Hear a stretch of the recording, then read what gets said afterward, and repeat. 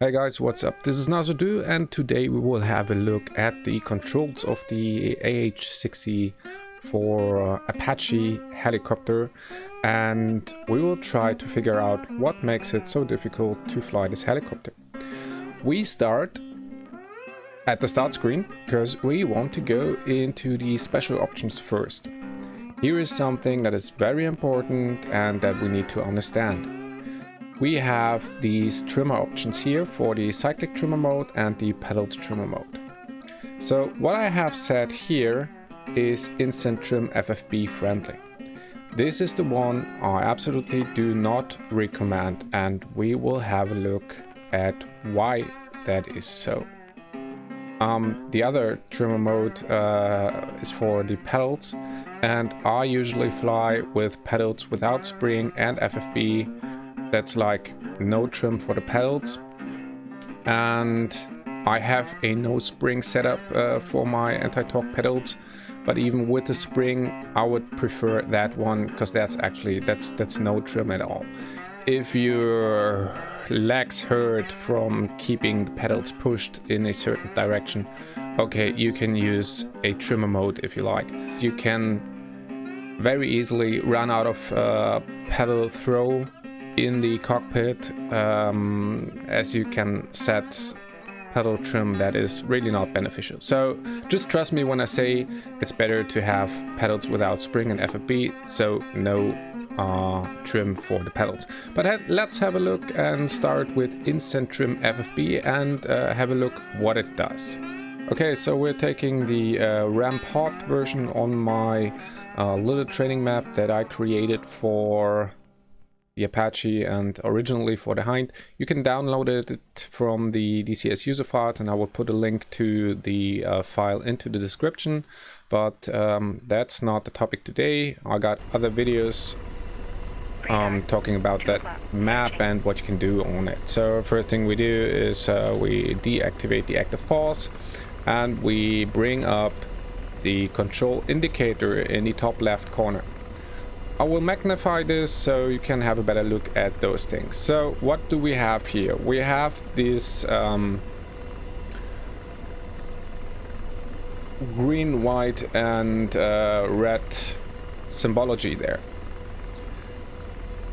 And I think the green one is what the helicopter does to compensate for inputs, but I'm not entirely sure. What I know is the white one is my physical joystick. And the red cross is where you put your trim at. So let's take off.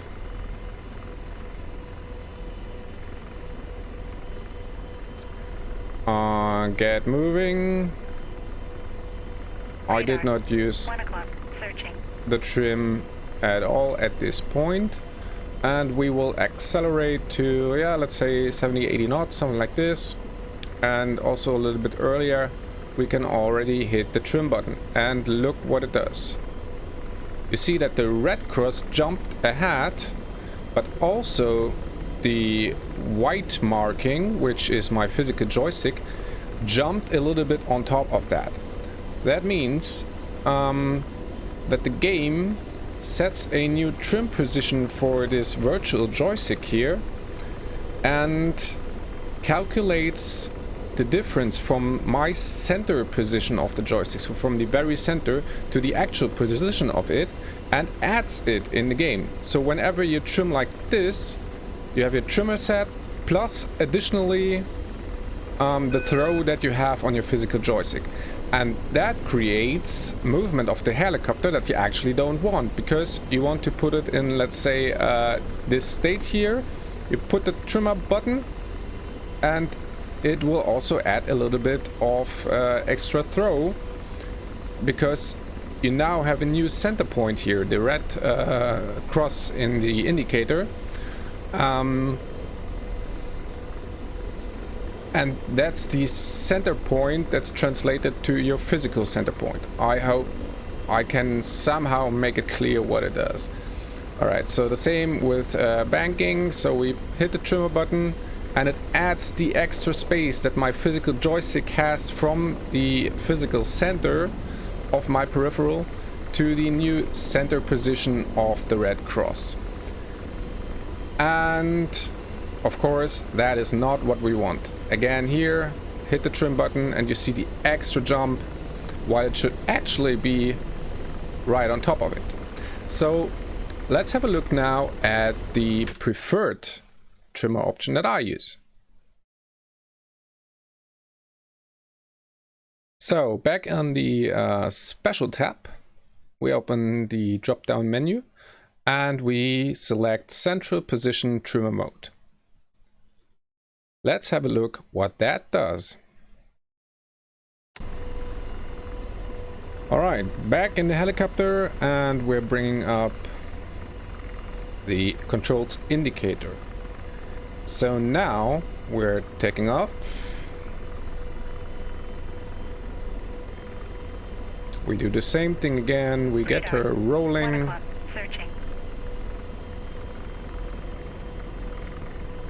Alright, a lot of glare on that glass.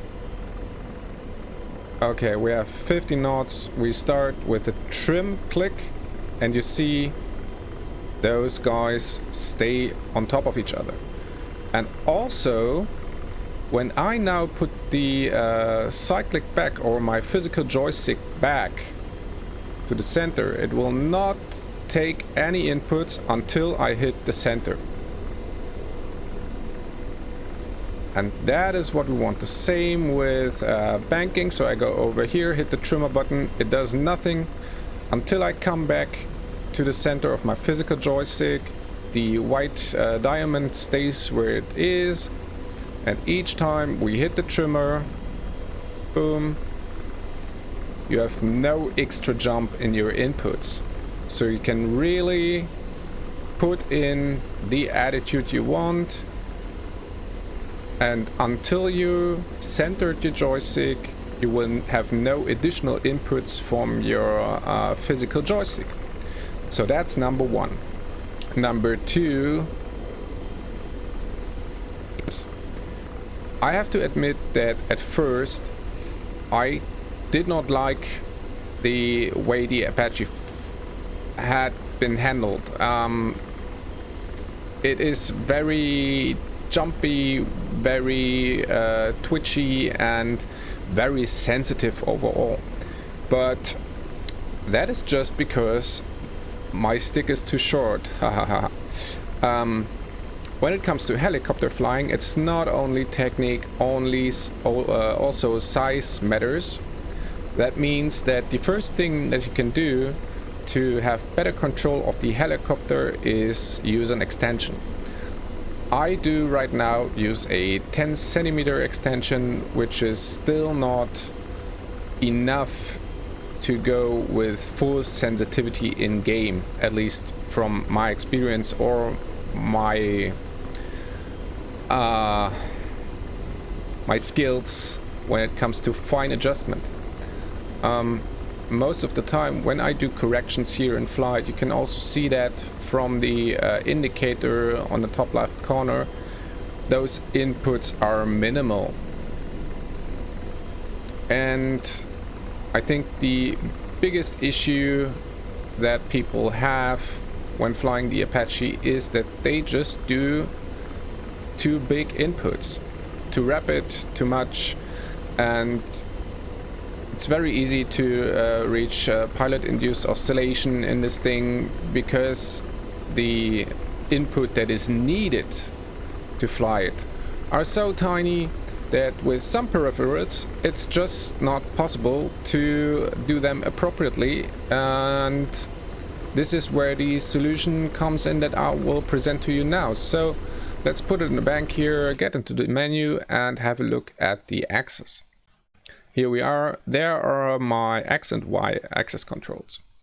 The Y-axis is for your pitch, so nose up and down. This one, no, that was wrong. Axis tune. This one I have just on 100%, everything 0 dead zone, just plain and normal. That's okay. But the joy X-axis, so the cyclic roll, and I again did press the button like in Ape, I have tuned down to 70 on the saturation Y. So what is this setting meaning? That means that it is flatten out the curve here, or it's not a curve, it's a line. But as you can see, that line flattens out as I go down. And that means with the same amount of input,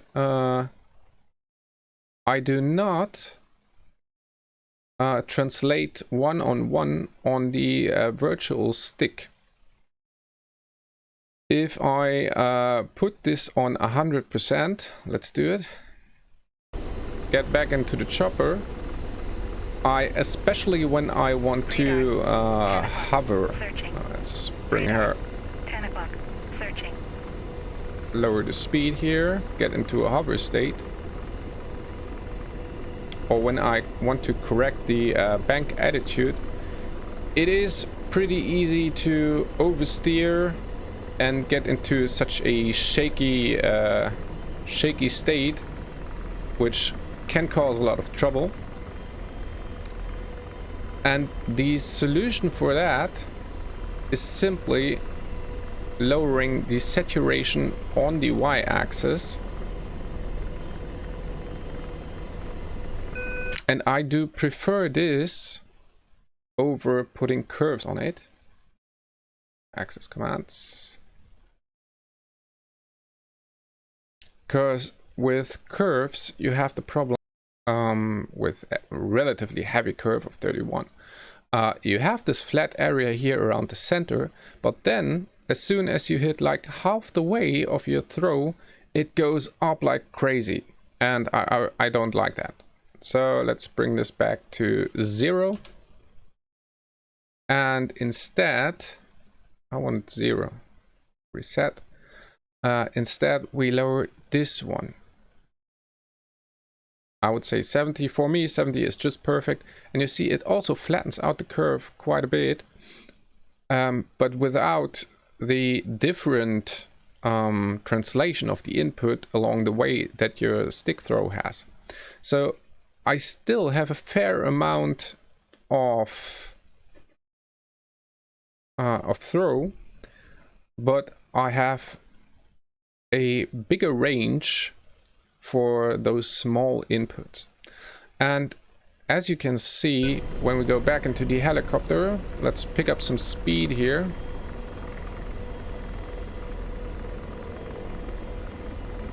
And a little bit of altitude, because we want to perform crazy shit.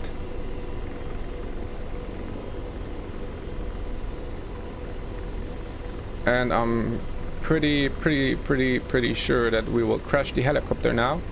But what we still can do is we can still roll it over completely. So I think this is more than enough. Oh, we did survive. No, we did not survive it. You see, this is more than enough throw to still have full control of the helicopter. You don't need that throw. I don't think... Let's get into another helicopter. So you see that we have enough, really more than enough moving space, so to say, to get full control, full movement for the helicopter. We can bank her just like we needed for sharp turns. There's not a lot more bank needed than this. And when we go back to the other side, we still can do everything that we want to do with the helicopter. And also you can use the trim to compensate for the lack of movement, because when we set a trim for, let's say, this bank angle, we can still add another bit of trim to it and then work our way all the way over, because we know we set a new virtual center, and from there on we can just trim our way through the complete virtual axis. So I hope my poor attempt to explain this helps you Searching. flying and enjoying the Apache helicopter. Believe me, it can be a lot of fun to fly. It needs a little bit of practice to do so, but there are ways to enjoy this even more. And if you own the Gazelle, you maybe already have known about the setting of the Y saturation on the pitch and roll axis. And I fly the Gazelle with 40% saturation on the Y saturation, and I still can do everything I want with it. So don't think that you lose any movement space or something. You will be fully operational. So I think it's I'm just telling you nonsense right now, so I think it's time to stop the video, and I hope that you did get something out of it. Let me know in the comments down below. If you liked the video, leave a subscription, leave a like, and I see you on the next one. Take care, guys. Bye bye.